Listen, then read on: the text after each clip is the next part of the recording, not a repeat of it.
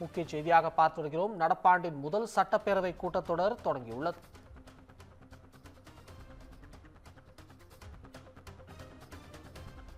நடப்பாண்டின் முதல் சட்டப்பேரவை கூட்டத்தொடர் தொடங்கியுள்ளது. ஆளுநர் RN ரவி இதில் உரையாற்றுகிறார். சட்டப்பேரவை கூட்டத்தொடர் நேரலையில் ஒளிபரப்பு செய்யப்படவில்லை என்று தகவல் வெளியாகியுள்ளது.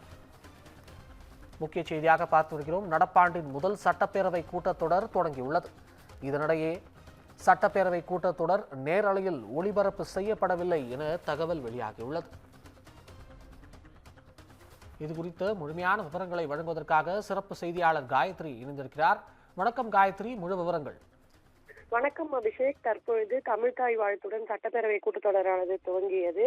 அப்பொழுது அந்த ஒளிபரப்பானது தற்பொழுது தொலைக்காட்சிகளுக்கு வழங்கும் நேரலையானது நிறுத்தப்பட்டிருக்கிறது. குறிப்பாக ஒவ்வொரு ஆண்டும் தமிழக சட்டப்பேரவை கூட்டத்தொடர் நடைபெறும் பொழுது அங்கு கூடியிருக்கும் செய்தியாளர்களுக்கு அவர்கள் தொலைக்காட்சியில் ஒளிபரப்பு செய்யப்படுவதற்கான ஏற்பாடுகளை ஏற்கனவே தலைமை செயலக நிர்வாகிகள் செய்திருப்பார்கள்.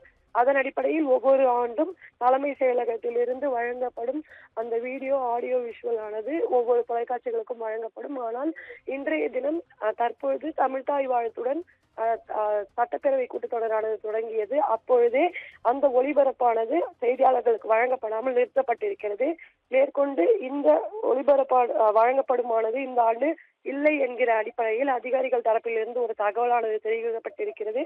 குறிப்பாக ஒவ்வொரு ஆண்டும் ஆளுநர் உரை, அதே போன்று முதலமைச்சர் உரை, அதே போன்று முக்கியமான காரசார நிகழ்வுகள் உள்ளிட்டவற்றை தலைமை செயலக ஊழியர்கள் இந்த தொலைக்காட்சிகளில் ஒளிபரப்பு செய்வதற்காக ஒரு அவுட்லிங்க் என்கிற அடிப்படையில் ஒரு வீடியோ போன்ற காட்சிகளை வழங்குவர். ஆனால் இந்த ஆண்டு அது போன்று இல்லை என்கிற அடிப்படையில் தெரிவிக்கப்பட்டிருந்தது. தற்பொழுது ஆளுநர் உரையுடன் சட்டப்பேரவையானது துவங்கி இருக்கும் காட்சிகளை நாம் பார்த்து வருகிறோம் அபிஷேக். தற்பொழுது முதலமைச்சர் சட்டப்பேரவை கூட்டத்தொடரில் உரையாற்றி வருவதாகவும் தெரிவிக்கப்பட்டிருக்கிறது அபிஷேக். தகவல்களுக்கு நன்றி காயத்ரி. முக்கிய செய்தியாக பார்த்து வருகிறோம்.